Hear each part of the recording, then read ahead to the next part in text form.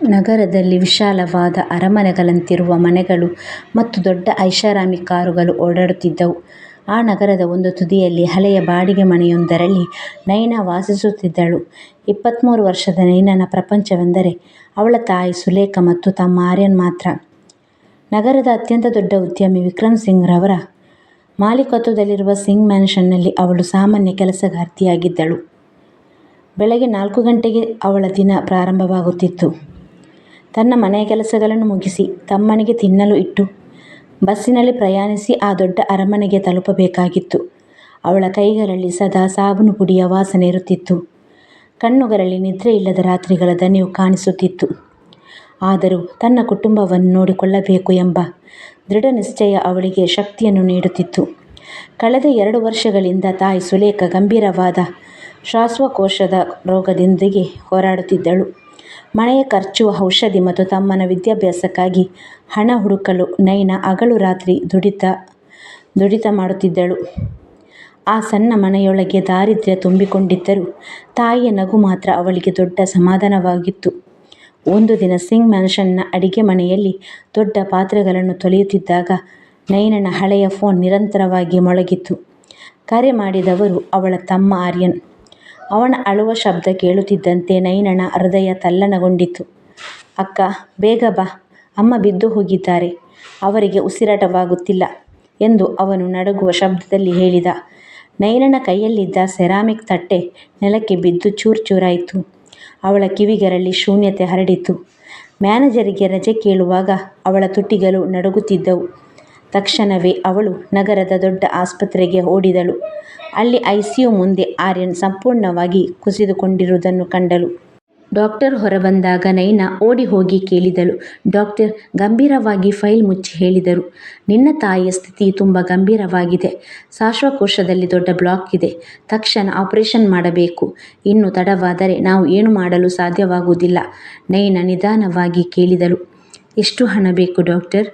Doctor ಉತ್ತರಿಸಿದರು, "operation, ಔಷಧಿ ಮತ್ತು ಬೇರೆ ಖರ್ಚುಗಳಿಗೆ ಕನಿಷ್ಠ 1 ಲಕ್ಷ ರೂಪಾಯಿ ಬೇಕಾಗುತ್ತದೆ." ಅದನ್ನು ಕೇಳುತ್ತಿದ್ದಂತೆ ನೈನಾನ ಲೋಕವೇ ನಿಂತಂತಾಯಿತು.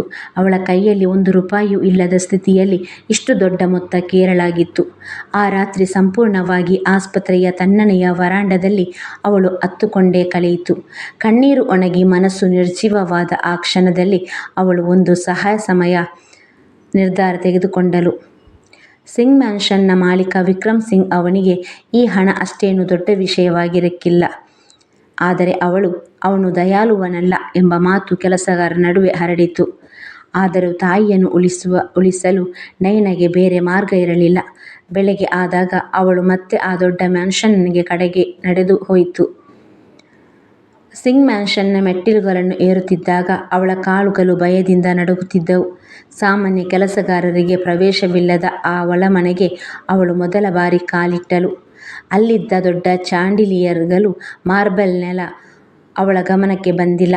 ಅವಳ ಗುರಿ ಒಂದೇ, ವಿಕ್ರಮ್ ಸಿಂಗ್. ಕೊನೆಗೆ ಅವನು ಕುಳಿತಿದ್ದ ಕೊಠಡಿಯ ಮುಂದೆ ಅವಳು ತಲುಪಿದಳು. ದೊಡ್ಡ ಕಿಟಕಿಯಿಂದ ಹೊರಗಿನ ನಗರವನ್ನು ನೋಡುತ್ತಾ ನಿಂತಿದ್ದ ವಿಕ್ರಮ್ ತಿರುಗಿ ನೋಡಿದಾಗ ನೈನಾನ ಉಸಿರೇ ನಿಂತಂತಾಯಿತು. "ನೈನಾ, ನೀನು ಇಲ್ಲಿ ಏಕೆ? ಕೆಲಸ ಶುರುವಾಗುವ ಸಮಯವೂ ಆಗಿಲ್ಲ" ಎಂದು ವಿಕ್ರಮ್ ಗಂಭೀರ ಶಬ್ದದಲ್ಲಿ ಕೇಳಿದ. ನೈನಾ ಮಾತೇ ಆಡಲಿಲ್ಲ. ಬದಲಿಗೆ ಅವನ ಮುಂದೆ ಮಣಿಕಾಲೂರಿ ಅತ್ತಳು. "ಸರ್, ನನ್ನ ಅಮ್ಮನನ್ನು ಉಳಿಸಿ. 1 ಲಕ್ಷ ರೂಪಾಯಿ ಬೇಕು. ಅಮ್ಮ ಸಾಯುತ್ತಾರೆ. ನೀವು ಹೇಳುವ ಯಾವ ಕೆಲಸವನ್ನಾದರೂ ಮಾಡುತ್ತೇನೆ. ಜೀವನ ಪೂರ್ತಿ ಇಲ್ಲಿ ದಾಸಿಯಂತೆ ಕೆಲಸ ಮಾಡುತ್ತೇನೆ. ಆದರೆ ನನ್ನ ಅಮ್ಮ ನನಗೆ ಬೇಕು. ಈ ಒಂದು ಸಲ ಮಾತ್ರ ನನಗೆ ಸಹಾಯ ಮಾಡಿ." ಅವಳ ಅಳು ಆ ಕೊಠಡಿಯಲ್ಲಿ ಮೊಳಗಿತು. ವಿಕ್ರಮ್ ಕೆಲವು ಕ್ಷಣ ಮೌನವಾಗಿ ಅವಳನ್ನು ನೋಡಿದ. ನಂತರ ನಿಧಾನವಾಗಿ ಅವಳ ಬಳಿ ಬಂದನು. "ನಾನು ಈ ಹಣ ಕೊಡುತ್ತೇನೆ ನೈನಾ. ನೀನು ಕೇಳಿದ್ದಕ್ಕಿಂತಲೂ ಹೆಚ್ಚು ಕೊಡುತ್ತೇನೆ. ಆದರೆ ಅದಕ್ಕೆ ಬದಲು ನೀನು ನನಗೆ ಒಂದು ಮಾತು ಕೊಡಬೇಕು, ಒಂದು ಷರತ್ತು ಒಪ್ಪಬೇಕು" ಎಂದನು. ನೈನಾ ಕಣ್ಣೀರು ಒರೆಸಿಕೊಂಡು ಕೇಳಿದಳು, "ಏನು ಷರತ್ತು ಸರ್? ನೀವು ಹೇಳುವುದೇನಾದರೂ ಮಾಡುತ್ತೇನೆ." ವಿಕ್ರಮ್ ಅವಳ ಕಣ್ಣುಗಳಲ್ಲಿ ನೇರವಾಗಿ ನೋಡುತ್ತಾ ಹೇಳಿದನು, "ನೀನು ನನ್ನನ್ನು ಮದುವೆಯಾಗಬೇಕು. ಈ ಮ್ಯಾನ್ಷನ್ನ ಹೊಸ ಸೊಸೆಯಾಗಿ ಇಲ್ಲಿ ಬರಬೇಕು. ನಿನ್ನ ಉಳಿದ ಜೀವನ ನನ್ನ ಜೊತೆ ಇರಬೇಕು." ನೈನಾ ಬೆಚ್ಚಿಬಿದ್ದಳು. ತಾನು ಕೇಳುತ್ತಿರುವುದು ನಿಜವೇ ಎಂದು ನಂಬಲಾಗಲಿಲ್ಲ. "ಸರ್, ನಾನು ಒಬ್ಬ ಬಡ ಕೆಲಸಗಾರ್ತಿ. ನಿಮಗೆ ಇದು ಏಕೆ?" ನಿಮಗೆ ಬೇಕಾದರೆ ದೊಡ್ಡ ಕುಟುಂಬದ ಹುಡುಗಿಯನ್ನು ಮದುವೆಯಾಗಬಹುದು ಅಲ್ಲವೇ ಎಂದು ಅವಳು ನಡುಗುತ್ತಾ ಕೇಳಿದಳು. ವಿಕ್ರಮ್ ಶಾಂತವಾಗಿ ಕುರ್ಚಿಯಲ್ಲಿ ಕುಳಿತು ಹೇಳಿದನು, ನನ್ನ ತಾಯಿ ಸಾಯುವ ಮುನ್ನ ನನಗೊಂದು ವಾಗ್ದಾನ ಮಾಡಿಸಿಕೊಂಡಿದ್ದರು. ಹಣದಿಂದ ಖರೀದಿಸಲು ಆಗದ ಶುದ್ಧ ಮನಸ್ಸಿನ ಹುಡುಗಿಯನ್ನು ನಾನು ಮದುವೆಯಾಗಬೇಕು ಎಂದು. ನಗರದ ದೊಡ್ಡ ಉದ್ಯಮಿಗಳ ಮನೆಗಳಲ್ಲಿರುವ ಹಲವಾರು ಹುಡುಗಿಯರನ್ನು ನಾನು ನೋಡಿದ್ದೇನೆ. ಅವರಿಗೇನು ಬೇಕು ಗೊತ್ತಾ? ನನ್ನ ಹೆಸರು, ನನ್ನ ಸ್ಥಾನಮಾನ, ನನ್ನ ಸಂಪತ್ತು ಮಾತ್ರ. ಆದರೆ ನಿನ್ನನ್ನು ನಾನು ಕಳೆದ ಕೆಲವು ತಿಂಗಳುಗಳಿಂದ ಗಮನಿಸುತ್ತಿದ್ದೇನೆ. ಒಮ್ಮೆ ಅಡುಗೆ ಮನೆಯಲ್ಲಿ ನೀನು ತಮ್ಮನೊಂದಿಗೆ ಮಾತನಾಡುತ್ತಿದ್ದನ್ನು ನಾನು ಕೇಳಿದ್ದೆ. ನಿನಗೆ ತುಂಬ ಹಸಿವು ಇದ್ದರೂ ನಿನ್ನ ಪಾಲಿನ ಊಟವನ್ನು ತಮ್ಮನಿಗೆ ಕೊಡು ಎಂದು ಹೇಳುತ್ತಿದ್ದನ್ನು ನಾನು ನೋಡಿದೆ.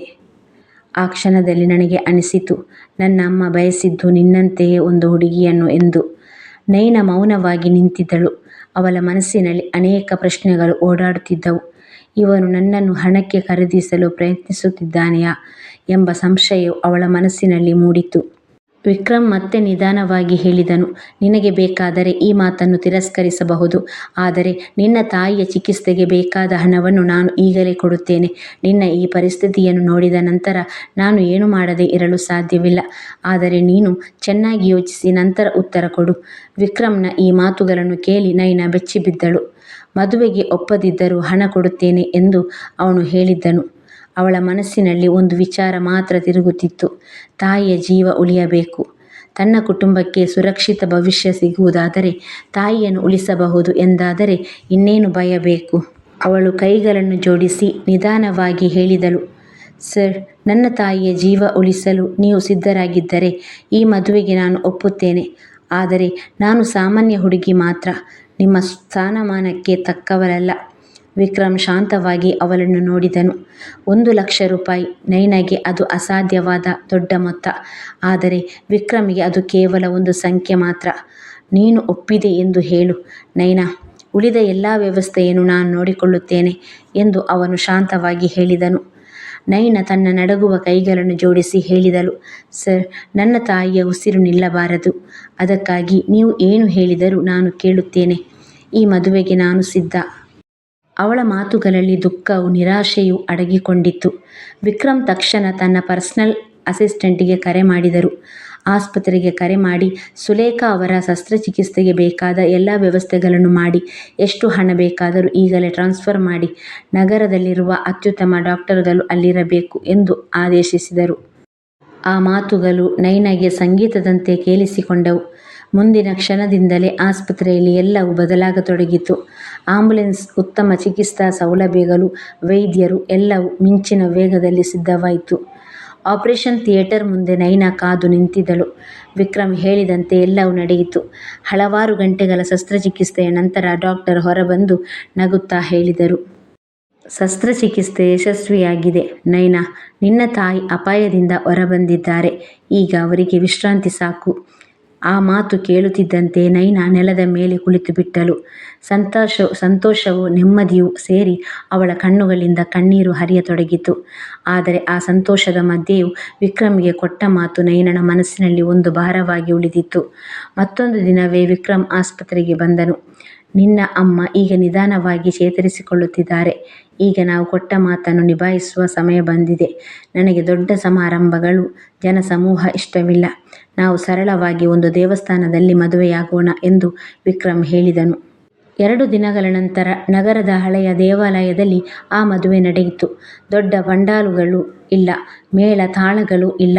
ಸಾಕ್ಷಿಗಳಾಗಿ ವಿಕ್ರಮ್ನ ಕೆಲವು ವಿಶ್ವಾಸಾರ್ಹರು ಮತ್ತು ಆಶ್ಚರ್ಯದಿಂದ ನೋಡುತ್ತಿದ್ದ ತಮ್ಮ ಆರ್ಯನ್ ಮಾತ್ರ ಇದ್ದರು. ವಿಕ್ರಮ್ ನೈನಳ ಕುತ್ತಿಗೆಗೆ ತಾಳಿ ಕಟ್ಟುವಾಗ ಅವಳ ಕಣ್ಣುಗಳು ಸ್ವತಃ ಮುಚ್ಚಿಕೊಂಡವು. ನಿನ್ನೆಯವರೆಗೆ ಆ ಮ್ಯಾನ್ಷನ್ನಲ್ಲಿ ಪಾತ್ರೆ ತೊಳೆಯುತ್ತಿದ್ದ ಕೈಗಳು ಇಂದು ವಿಕ್ರಮ್ನ ಕೈ ಹಿಡಿದಿದ್ದಳು. ನೈನಾ, ಇಂದಿನಿಂದ ನೀನು ನೈನಾ ವಿಕ್ರಮ್ ಸಿಂಗ್. ನಿನಗೂ ನಿನ್ನ ಕುಟುಂಬಕ್ಕೂ ಇನ್ನು ಯಾರನ್ನು ಭಯಪಡಬೇಕಾಗಿಲ್ಲ ಎಂದು ವಿಕ್ರಮ್ ಅವಳ ಕಿವಿಯಲ್ಲಿ ನಿಧಾನವಾಗಿ ಹೇಳಿದನು. ಆ ಮಾತುಗಳಲ್ಲಿ ಪ್ರೀತಿ ಇದೆಯೋ ಅಥವಾ ಕೇವಲ ಒಂದು ಹೊಣೆಗಾರಿಕೆ ಇದೆಯೋ ಎಂಬುದನ್ನು ನೈನಾಗೆ ಅರ್ಥವಾಗಲಿಲ್ಲ. ಮದುವೆಯ ನಂತರ ಅವರು ದೊಡ್ಡ ಮ್ಯಾನ್ಷನ್ಗೆ ಬಂದಾಗ ಗೇಟ್ ಬಳಿ ನಿಂತಿದ್ದ ಗಾರ್ಡರ್ಗಳು ಎಲ್ಲರೂ ಗೌರವದಿಂದ ನಮಸ್ಕರಿಸಿದರು. ನಿನ್ನೆಯವರೆಗೆ ಅವಳನ್ನು ಅಲ್ಪವಾಗಿ ನೋಡುತ್ತಿದ್ದವರು ಇಂದು ತಲೆ ತಗ್ಗಿಸಿ ನಿಂತಿದ್ದನ್ನು ನೋಡಿ ನೈನಾಗೆ ವಿಚಿತ್ರವಾದ ಅನಿಸಿಕೆ ಉಂಟಾಯಿತು. ವಿಕ್ರಮ್ ಅವಳನ್ನು ಮ್ಯಾನ್ಷನ್ನ ದೊಡ್ಡ ಮಲಗುವ ಕೊಠಡಿಗೆ ಕರೆದುಕೊಂಡು ಹೋದನು. ಆ ಕೊಠಡಿಯ ಐಶ್ವರ್ಯವನ್ನು ನೋಡಿ ನೈನಾಗೆ ಉಸಿರಾಟವೇ ಕಷ್ಟವಾದಂತೆ ಅನಿಸಿತು. ಕೊಠಡಿಯಲ್ಲಿ ಹರಡಿದ್ದ ಸುಗಂಧ, ಮೃದುವಾದ ಹಾಸಿಗೆ, ದುಬಾರಿ ಬಟ್ಟೆಗಳು ಇವೆಲ್ಲವೂ ಅವಳಿಗೆ ಹೊಸದಾಗಿತ್ತು. ವಿಕ್ರಮ್ ಅವಳ ಮುಖದ ಭಯವನ್ನು ಗಮನಿಸಿದನು. ಭಯಪಡಬೇಡ ನೈನಾ, ನಾನು ನಿನ್ನನ್ನು ಯಾವುದಕ್ಕೂ ಬಲವಂತ ಮಾಡುವುದಿಲ್ಲ. ನೀನು ಇಷ್ಟವಾದಂತೆ ಇಲ್ಲಿ ಬದುಕಬಹುದು. ಬೇಕಾದರೆ ಬೇರೆ ಕೊಠಡಿಯಲ್ಲಿ ಕೂಡ ಇರಬಹುದು ಎಂದು ಅವನು ಶಾಂತವಾಗಿ ಹೇಳಿದನು. ಇಲ್ಲ ಸರ್, ನನಗೆ ಏನು ಸಮಸ್ಯೆ ಇಲ್ಲ ಎಂದು ನೈನಾ ನಿಧಾನವಾಗಿ ಹೇಳಿದಳು. ವಿಕ್ರಮ್ ಸ್ವಲ್ಪ ನಗುತ್ತಾ ಹೇಳಿದನು, ಸರ್ ಎಂದು ಕರೆಯಬೇಡ, ವಿಕ್ರಮ್ ಎಂದು ಕರೆಯು. ಆ ನಗುವಿನಲ್ಲಿ ಒಂದು ರೀತಿಯ ಏಕಾಂತ ಮರೆತು ಹೋಗಿರುವುದನ್ನು ನೈನಾ ಗಮನಿಸಿದಳು.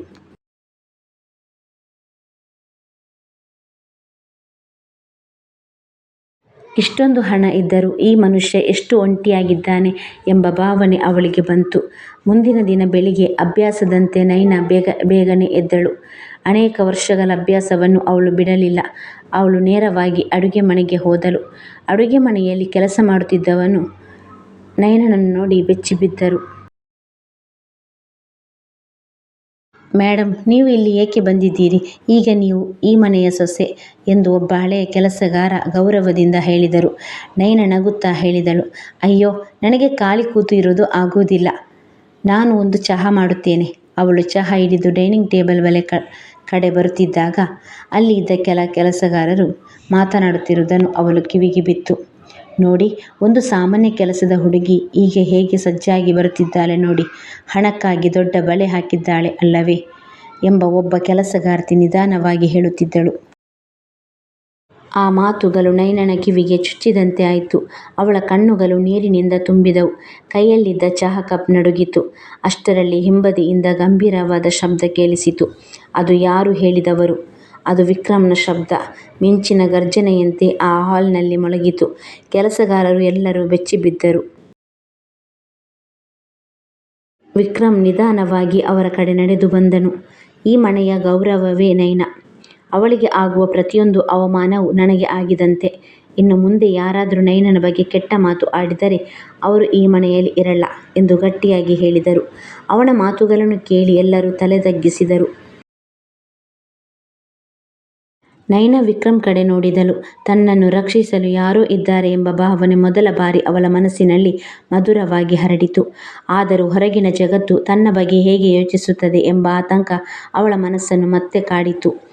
ಈ ದೊಡ್ಡ ಮ್ಯಾನ್ಷನ್ನ ಗೋಡೆಗಳೊಳಗೆ ತಾನು ಕೇವಲ ಒಂದು ಅಲಂಕಾರ ವಸ್ತುವಾಗಿ ಬದಲಾಯಿಸುತ್ತೇನೋ ಎಂಬ ಭಯ ನೈನನನ್ನು ಹಿಂಬಾಲಿಸತೊಡಗಿತು.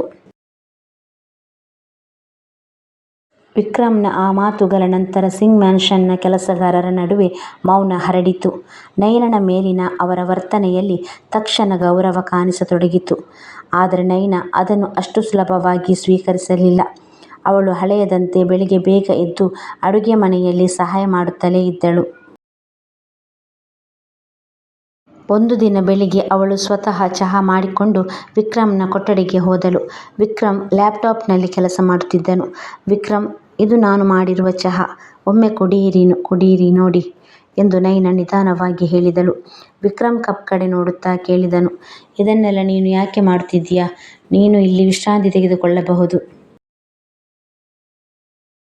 ನೈನಾ ನಗುತ್ತಾ ಹೇಳಿದಳು, ನಾನು ಖಾಲಿ ಕುಳಿತರೆ ಬೇಸರ ಆಗುತ್ತದೆ ವಿಕ್ರಮ್. ನನಗೆ ಕೆಲಸ ಮಾಡುವ ಅಭ್ಯಾಸ ಇದೆ. ಹಣ ಬಂದದ್ದರಿಂದ ಕೈಗಳಿಗೆ ವಿಶ್ರಾಂತಿ ಕೊಡಲು ನನಗೆ ಆಗುವುದಿಲ್ಲ. ಆ ಚಹಾದ ರುಚಿ ವಿಕ್ರಮ್ಗೆ ಆಶ್ಚರ್ಯ ತಂದಿತು. ವರ್ಷಗಳಿಂದ ಆ ಮ್ಯಾನ್ಷನ್ನಲ್ಲಿ ಅನೇಕರು ಚಹಾ ಮಾಡಿಕೊಟ್ಟಿದ್ದರು. ಆದರೆ ಆ ಚಹಾದಲ್ಲಿ ಇದ್ದ ಮನೆಯ ಒಡನಾಟದ ರುಚಿ ಯಾವುದರಲ್ಲೂ ಇರಲಿಲ್ಲ. ಹೀಗೆ ನಿಧಾನವಾಗಿ ನೈನಾ ಆ ದೊಡ್ಡ ಮ್ಯಾನ್ಷನ್ನ ಪ್ರತಿಯೊಂದು ಮೂಲೆಯಲ್ಲೂ ತನ್ನ ಸ್ಪರ್ಶವನ್ನು ಹರಡತೊಡಗಿದಳು. ಇಷ್ಟು ದಿನ ಮೌನವಾಗಿದ್ದ ಆ ಅರಮನೆ ಮೊದಲ ಬಾರಿಗೆ ನಗುವಿನ ಶಬ್ದಗಳಿಂದ ತುಂಬತೊಡಗಿತು. ಅವಳು ವಯಸ್ಸಾದ ಕೆಲಸಗಾರರನ್ನು ಅವರ ಆರೋಗ್ಯ ವಿಚಾರಿಸುತ್ತಿದ್ದಳು. ಅಸ್ವಸ್ಥರಾಗಿದ್ದವರಿಗೆ ಔಷಧಿ, ಆಹಾರ ಎಲ್ಲವೂ ನೋಡಿಕೊಳ್ಳುತ್ತಿದ್ದಳು. ಒಮ್ಮೆ ಒಬ್ಬ ವಯಸ್ಸಾದ ಕೆಲಸಗಾರ ಕಣ್ಣೀರಿನಿಂದ ಹೇಳಿದನು, ನೀವು ಈ ಮನೆಯ ಸೊಸೆಯ ಮಾತ್ರ ಅಲ್ಲ, ನೀವು ನಮ್ಮ ಮಗಳಂತಿದ್ದೀರಾ. ಅದು ಕೇಳುತ್ತಿದ್ದ ವಿಕ್ರಮ್ನ ಮನಸ್ಸಿನಲ್ಲಿ ಮೊದಲ ಬಾರಿ ಒಂದು ತಂಪಾದ ಭಾವನೆ ಮೂಡಿತು. ತಾನು ತೆಗೆದುಕೊಂಡ ನಿರ್ಧಾರ ಸರಿಯೇ ಎಂದು ಅವನಿಗೆ ಅನಿಸಿತು. ಕೆಲ ದಿನಗಳ ನಂತರ ನಂತರ ನಯನನ ತಾಯಿಯನ್ನು ಆಸ್ಪತ್ರೆಯಿಂದ ಬಿಡುಗಡೆ ಮಾಡಲಾಯಿತು. ವಿಕ್ರಮ್ ಅವಳನ್ನು ತಮ್ಮ ಆರ್ಯನನ್ನು ಮ್ಯಾನ್ಷನ್ಗೆ ಕರೆದುಕೊಂಡು ಬಂದನು. ಇನ್ನು ನಿಮ್ಮ ಕುಟುಂಬ ಇಲ್ಲೇ ಇರುತ್ತದೆ ಎಂದು ವಿಕ್ರಮ್ ದೃಢವಾಗಿ ಹೇಳಿದರು. ಆರ್ಯನ್ನ ಓದಿನ ಎಲ್ಲ ಖರ್ಚನ್ನು ವಿಕ್ರಮ್ ಹೊತ್ತುಕೊಂಡನು. ನಯನ ಇದನ್ನು ನಂಬಲಾರದೆ ಹೋಯಿತು. ಒಬ್ಬ ಮನುಷ್ಯ ಇಷ್ಟು ದಯಾಳುವಾಗಿರಬಹುದಾ ಎಂದು ಅವಳು ಆಶ್ಚರ್ಯಪಟ್ಟಳು. ಆದರೆ ಹೊರಗಿನ ಜಗತ್ತು ಇನ್ನೂ ನಯನನನ್ನು ಅದೃಷ್ಟ ಪರೀಕ್ಷಿಸಿದ ಕೆಲಸದ ಹುಡುಗಿಯೆಂದಲೇ ನೋಡುತ್ತಿತ್ತು. ಇದು ವಿಕ್ರಮ್ಗೆ ತುಂಬ ಕೋಪ ತರಿಸುತ್ತಿತ್ತು. ನಯನನನ್ನು ತನ್ನ ಜೀವನ ಸಂಗಾತಿಯಾಗಿ ಜಗತ್ತಿಗೆ ಅಧಿಕೃತವಾಗಿ ಪರಿಚಯಿಸಬೇಕೆಂದು ವಿಕ್ರಮ್ ತೀರ್ಮಾನಿಸಿದನು. ಅದಕ್ಕಾಗಿ ಒಂದು ದೊಡ್ಡ ಪಾರ್ಟಿ ಆಯೋಜಿಸಲು ಆದೇಶಿಸಿದನು. ಪಾರ್ಟಿಯ ದಿನ ಬಂತು. ನಗರದ ದೊಡ್ಡ ಉದ್ಯಮಿಗಳು ಮತ್ತು ಗಣ್ಯರು ಎಲ್ಲರೂ ಸಿಂಗ್ ಮ್ಯಾನ್ಷನ್ಗೆ ಬಂದರು. ವಿಕ್ರಮ್ ನಯನಗೆ ಒಂದು ಸುಂದರ ಪಟ್ಟು ಸೀರೆ ಮತ್ತು ಚಿನ್ನದ ಆಭರಣಗಳನ್ನು ಕೊಟ್ಟನು. ಕನ್ನಡಿಯ ಮುಂದೆ ನಿಂತಾಗ ನಯನಗೆ ತನ್ನನ್ನೇ ಗುರುತಿಸಲು ಆಗಲಿಲ್ಲ. ನೀನು ತುಂಬ ಸುಂದರವಾಗಿದ್ದೀಯ ನಯನ, ಯಾರನ್ನೂ ಭಯಪಡಬೇಡ, ನಾನು ನಿನ್ನ ಜೊತೆಯಲ್ಲಿದ್ದೇನೆ ಎಂದು ವಿಕ್ರಮ್ ಅವಳ ಕೈ ಹಿಡಿದು ಹೇಳಿದರು. ಪಾರ್ಟಿ ನಡೆಯುತ್ತಿದ್ದಾಗ ವಿಕ್ರಮ್ನ ಬಿಸ್ನೆಸ್ ಪಾರ್ಟ್ನರ್ ಶೆಟ್ಟಿ ತನ್ನ ಹೆಂಡತಿಯೊಂದಿಗೆ ನಯನ ಬಳಿ ಬಂದನು. ಹೋ, ಇದೇನಾ ಮಿಸೆಸ್ ಸಿಂಗ್? ವಿಕ್ರಮ್, ನೀವು ಅವಳನ್ನು ಎಲ್ಲಿಂದ ಕಂಡುಕೊಂಡಿರಿ? ಯಾವ ದೊಡ್ಡ ಉದ್ಯಮಿಗಳ ಮಗಳಾ ಎಂದು ಶೆಟ್ಟಿಯ ಹೆಂಡತಿ ವ್ಯಂಗ್ಯವಾಗಿ ಕೇಳಿದಳು. ಅಲ್ಲ, ನನಗೆ ಗೊತ್ತು, ಇವಳು ಇಲ್ಲಿಯ ಕೆಲಸಗಾರ್ತಿ ಆಗಿದ್ದಳು. ಒಳ್ಳೆಯದು ವಿಕ್ರಮ್, ಒಂದು ಕೆಲಸಗಾರ್ತಿಯನ್ನು ರಾಣಿಯಾಗಿ ಮಾಡುವುದು ನಿನ್ನಿಂದ ಮಾತ್ರ ಸಾಧ್ಯ. ಆ ಮಾತುಗಳನ್ನು ಕೇಳಿ ಹಾಲ್ನಲ್ಲಿದ್ದ ಹಲವರು ಪರಸ್ಪರ ನೋಡಿಕೊಂಡು ನಗತೊಡಗಿದರು. ನಯನನ ತಲೆ ತಗ್ಗಿತು. ಅವಳ ಕಣ್ಣುಗಳಲ್ಲಿ ನೀರು ತುಂಬಿತು. ಆ ದುಬಾರಿ ಆಭರಣಗಳು ಮತ್ತು ಬಟ್ಟೆಗಳು ತನ್ನಿಗೆ ಸೇರಿದವುಗಳಂತೆ ಅವಳಿಗೆ ಅನಿಸಿತು. ಅವಳು ತಕ್ಷಣ ಪಾರ್ಟಿಯಿಂದ ಹೊರಟು ತನ್ನ ಕೊಠಡಿಗೆ ಓಡಿದಳು. ಸ್ವಲ್ಪ ಹೊತ್ತಿನಲ್ಲಿ ವಿಕ್ರಮ್ ಕೂಡ ಅಲ್ಲಿಗೆ ಬಂದನು. ನಯನ ಅತ್ತುತ್ತಾ ಸೀರೆ ತುದಿಯನ್ನು ಕೈಯಲ್ಲಿ ಹಿಡಿದುಕೊಂಡಿದ್ದಳು. ನನಗೆ ಇಲ್ಲಿ ಇರಲು ಆಗುವುದಿಲ್ಲ ವಿಕ್ರಮ್, ನಾನು ಈ ಮನೆಗೆ ಸರಿ ಹೊಂದುವುದಿಲ್ಲ. ಎಲ್ಲರೂ ನನ್ನನ್ನು ತಿರಸ್ಕಾರದಿಂದ ನೋಡುತ್ತಾರೆ. ನಾನು ನಿಮ್ಮ ಗೌರವಕ್ಕೆ ಕಳೆ ಎಂದು ಅವಳು ಅತ್ತಳು. ವಿಕ್ರಮ್ ಅವಳ ಭುಜದ ಮೇಲೆ ಕೈಯಿಟ್ಟು ಹೇಳಿದರು. ನಯನ, ನೀನು ನಿನ್ನನ್ನು ಇತರರ ಕಣ್ಣಿನಿಂದ ನೋಡ್ತಿದ್ದೀಯ, ಆದರೆ ನಾನು ನಿನ್ನನ್ನು ನನ್ನ ಹೃದಯದಿಂದ ನೋಡುತ್ತಿದ್ದೇನೆ. ಒಬ್ಬರ ಗೌರವವನ್ನು ಹಣ ಅಥವಾ ಸ್ಥಾನಮಾನ ನಿರ್ಧರಿಸುವುದಿಲ್ಲ, ಅವರ ಸ್ವಭಾವವೇ ಅದನ್ನು ನಿರ್ಧರಿಸುತ್ತದೆ. ಆ ಶೆಟ್ಟಿ ಮತ್ತು ಅವನ ಹೆಂಡತಿಗಿಂತ ನೀನು ದೊಡ್ಡವಳು, ಏಕೆಂದರೆ ನಿನ್ನೊಳಗೆ ಪ್ರೀತಿ ಇದೆ, ಅವರೊಳಗೆ ಅಹಂಕಾರ ಮಾತ್ರ ಇದೆ. ವಿಕ್ರಮ್ನ ಮಾತುಗಳು ನಯನಗೆ ಸ್ವಲ್ಪ ಸಮಾಧಾನ ನೀಡಿದವು. ಆದರೆ ಸಮಾಜದ ವ್ಯಂಗ್ಯ ಅವಳ ಮನಸ್ಸನ್ನು ಇನ್ನೂ ನೋಯಿಸುತ್ತಿತ್ತು. ನನಗೆ ಸ್ವಲ್ಪ ಸಮಯ ಬೇಕು ವಿಕ್ರಮ್ ಎಂದು ಅವಳು ನಿಧಾನವಾಗಿ ಹೇಳಿದಳು. ವಿಕ್ರಮ್ ಕೆಲವು ಕ್ಷಣ ಮೌನವಾಗಿ ಅವಳನ್ನು ನೋಡುತ್ತಿದ್ದನು. ಅವನ ಕಣ್ಣುಗಳಲ್ಲಿ ಮೊದಲ ಬಾರಿಗೆ ನೋವು ಕಾಣಿಸಿತು. ನಯನ, ನೀನು ಹೋಗಬೇಕು ಎಂದು ನಿರ್ಧರಿಸಿದರೆ ನಾನು ನಿನ್ನನ್ನು ತಡೆಯುವುದಿಲ್ಲ. ಆದರೆ ಒಂದು ವಿಷಯ ತಿಳಿದುಕೋ, ಆ ದಿನ ನಿನ್ನನ್ನು ಮದುವೆಯಾಗೋಣ ಎಂದು ಹೇಳಿದ್ದು ನಿನ್ನನ್ನು ಉಪಯೋಗಿಸಿಕೊಳ್ಳಲು ಅಲ್ಲ. ಅದಕ್ಕೂ ಮೊದಲು ಹಲವಾರು ಬಾರಿ ನಾನು ನಿನ್ನನ್ನು ಗಮನಿಸಿದ್ದೆ. ಈ ಮ್ಯಾನ್ಷನ್ನ ಕೆಲಸಗಾರರೊಂದಿಗೆ ನೀನು ತೋರಿಸುವ ಕರುಣೆ ಮತ್ತು ನಿನ್ನ ಕುಟುಂಬಕ್ಕಾಗಿ ನೀನು ಮಾಡುತ್ತಿರುವ ಹೋರಾಟವನ್ನು ನೋಡಿದಾಗ ನನಗೆ ನಿನ್ನ ಮೇಲೆ ಗೌರವ ಬಂದಿತ್ತು. ನನ್ನ ತಾಯಿ ಸಾಯುವ ಮುನ್ನ ಹೇಳಿದರು, ಹಣಕ್ಕಾಗಿ ಯಾರನ್ನೂ ಪ್ರೀತಿಸಬೇಡ ಎಂದು. ನಿನ್ನನ್ನು ನೋಡಿದಾಗ ನನಗೆ ಗೊತ್ತಾಯಿತು, ಹಣ ಇಲ್ಲದಿದ್ದರೂ ನೀನು ಇತರರಿಗೆ ಕೊಡುವಷ್ಟು ಪ್ರೀತಿ ಹೊಂದಿದ್ದೀಯ. ನೀನು ಹೋಗಿಬಿಟ್ಟರೆ ಈ ದೊಡ್ಡ ಮ್ಯಾನ್ಷನ್ ಮತ್ತೆ ಕೇವಲ ಕಲ್ಲಿನ ಕಟ್ಟಡವಾಗುತ್ತದೆ. ಇಲ್ಲಿ ಪ್ರೀತಿ ಇರುವುದಿಲ್ಲ ಎಂದು ವಿಕ್ರಮ್ ನಿಧಾನವಾಗಿ ಹೇಳಿದರು. ನಯನ ಆಶ್ಚರ್ಯಗೊಂಡಳು.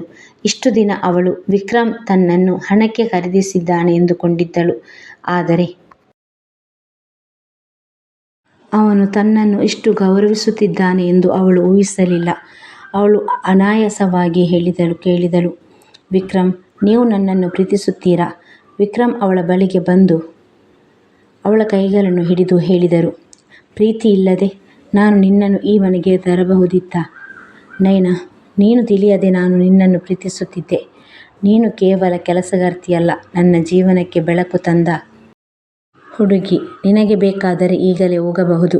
ನಿನ್ನ ಕುಟುಂಬಕ್ಕೆ ಬೇಕಾದ ಎಲ್ಲವನ್ನು ನಾನು ನೋಡಿಕೊಳ್ಳುತ್ತೇನೆ. ನಾನು ನಿನ್ನನ್ನು ತಡೆಯುವುದಿಲ್ಲ, ಏಕೆಂದರೆ ಪ್ರೀತಿ ಎಂದಿಗೂ ಯಾರನ್ನೂ ಬಂಧಿಸುವುದಿಲ್ಲ. ಅವನ ಕಣ್ಣುಗಳು ತೇವಗೊಂಡಿದ್ದವು. ಆ ಕ್ಷಣದಲ್ಲಿ ನಯನನ ಮನಸ್ಸಿನ ಎಲ್ಲ ಸಂಶಯಗಳು ಕರಗಿ ಹೋದವು. ಇಷ್ಟು ಪ್ರೀತಿಸುವ ವ್ಯಕ್ತಿಯನ್ನು ಬಿಟ್ಟು ಹೋಗಲು ಅವಳಿಗೆ ಸಾಧ್ಯವಾಗಲಿಲ್ಲ. ಅವಳು ಅಳುತ್ತಾ ವಿಕ್ರಮ್ನನ್ನು ಬಿಗಿಯಾಗಿ ಅಪ್ಪಿಕೊಂಡಳು. ನಾನು ಎಲ್ಲಿಗೂ ಹೋಗುವುದಿಲ್ಲ ವಿಕ್ರಮ್, ನಾನು ನಿಮ್ಮನ್ನು ಅರ್ಥ ಮಾಡಿಕೊಳ್ಳಲು ತಡವಾಯಿತು ಎಂದು ನಯನ ಅಳುತ್ತಾ ಹೇಳಿದರು. ಆ ದೊಡ್ಡ ಹಾಲ್ನಲ್ಲಿ ಮೊದಲ ಬಾರಿಗೆ ಪ್ರೇಮದ ಮೌನ ಮಾತುಗಳು ಪ್ರತಿಧ್ವನಿಸಿದವು. ತಿಂಗಳುಗಳು ಕಳೆಯುತ್ತಾ ಹೋಯಿತು. ಸಿಂಗ್ ಮ್ಯಾನ್ಷನ್ ಈಗ ಹಳೆಯದಂತಿರಲಿಲ್ಲ. ಅಲ್ಲಿ ಸದಾ ಸಂತೋಷ, ನಗು ಮತ್ತು ಸಂಗೀತ ತುಂಬಿ ಹರಿಯುತ್ತಿತ್ತು. ನಯನ ಈಗ ಆ ಮನೆಯ ಕೇವಲ ಸೊಸೆ ಮಾತ್ರ ಅಲ್ಲ, ಎಲ್ಲರಿಗೂ ಪ್ರಿಯವಾದ ಮೇಡಮ್ ಆಗಿದ್ದಳು. ಅವಳು ಬಡ ಮಕ್ಕಳಿಗಾಗಿ ಮ್ಯಾನ್ಷನ್ನ ಒಂದು ಭಾಗದಲ್ಲೇ ಒಂದು ಸಣ್ಣ ಶಾಲೆಯನ್ನು ಆರಂಭಿಸಿದಳು. ವಿಕ್ರಮ್ ಅವಳ ಪ್ರತಿಯೊಂದು ಕನಸಿಗೂ ಬೆಂಬಲವಾಗಿ ನಿಂತನು.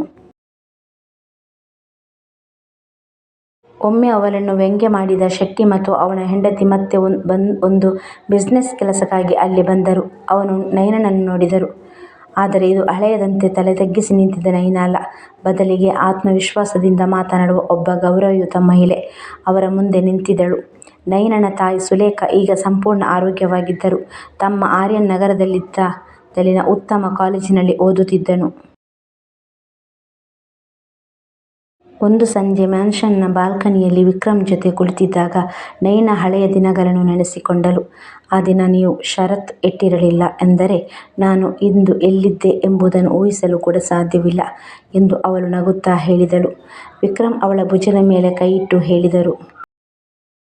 ಆ ಷರತ್ತು ನಿನ್ನನ್ನು ಪರೀಕ್ಷಿಸಲು ಅಲ್ಲ ನಯನ, ನನ್ನ ಜೀವನಕ್ಕೆ ನಿನ್ನನ್ನು ತರಲು ಒಂದು ಮಾರ್ಗ ಮಾತ್ರ. ನಿನ್ನಂತಹ ಹುಡುಗಿಯನ್ನು ಪಡೆದಿರುವುದು ನನ್ನ ಜೀವನದ ಅತ್ಯಂತ ದೊಡ್ಡ ಭಾಗ್ಯ. ಆ ಅರಮನೆ ಜಗತ್ತಿಗೆ ಒಂದು ಸತ್ಯವನ್ನು ತೋರಿಸಿತು. ಮಾನವೀಯತೆ ಹಣಕ್ಕಿಂತ ದೊಡ್ಡದು. ಪ್ರೀತಿ ಯಾವ ದಾರಿದ್ರ್ಯವನ್ನು ಗೆಲ್ಲಬಹುದು. ಒಮ್ಮೆ ಕೆಲಸಗಾರ್ತಿಯಾಗಿ ಆ ಮನೆಗೆ ಬಂದ ನಯನ ನಿಧಾನವಾಗಿ ಆ ಮ್ಯಾನ್ಷನ್ನ ಆತ್ಮವಾಗಿ ಬಿಟ್ಟಳು. ಒಬ್ಬ ಬಡ ಹುಡುಗಿಯ ಕಣ್ಣೀರಿನಿಂದ ಆರಂಭವಾದ ಆ ಕಥೆ ಕೊನೆಗೆ ಒಂದು ಸುಂದರ ಪ್ರೇಮ ಕಾವ್ಯವಾಗಿ ಮುಗಿಯಿತು. ಹಣ ಮತ್ತು ಸ್ಥಾನಮಾನದಿಂದ ಆ ಮನೆ ಆಗುವುದಿಲ್ಲ. ಪರಸ್ಪರ ಅರ್ಥ ಮಾಡಿಕೊಳ್ಳುವ ಎರಡು ಹೃದಯಗಳು ಸೇರಿದಾಗ ಮಾತ್ರ ಅದು ನಿಜವಾದ ಮನೆ ಆಗುತ್ತದೆ. ನಯನ ಆಕಾಶದಲ್ಲಿರುವ ನಕ್ಷತ್ರಗಳನ್ನು ನೋಡುತ್ತಾ ನಗಿದಳು. ಇದೀಗ ಅವಳ ಕಣ್ಣುಗಳಲ್ಲಿ ದಣಿವು ಇರಲಿಲ್ಲ. ಬರುವ ಸುಂದರ ದಿನಗಳ ಮೇಲೆ ಭರವಸೆ ಮಾತ್ರ ಹೊಳೆಯುತ್ತಿತ್ತು. ಈ ಕಥೆಯನ್ನು ಕೇಳಿದ್ದಕ್ಕಾಗಿ ಧನ್ಯವಾದಗಳು. ಮನಸ್ಸಿನ ಮೌನ ಅಫಿಷಿಯಲ್ ಚಾನೆಲ್ಗೆ ನಿಮ್ಮ ಬೆಂಬಲ ತುಂಬ ಮುಖ್ಯ. ವಿಡಿಯೋ ಇಷ್ಟವಾದರೆ ಒಂದು ಲೈಕ್ ಮಾಡಿ, ನಿಮ್ಮ ಸ್ನೇಹಿತರ ಜೊತೆ ಶೇರ್ ಮಾಡಿ ಮತ್ತು ನಿಮ್ಮ ಅಭಿಪ್ರಾಯವನ್ನು ಕಮೆಂಟ್ನಲ್ಲಿ ತಿಳಿಸಿ.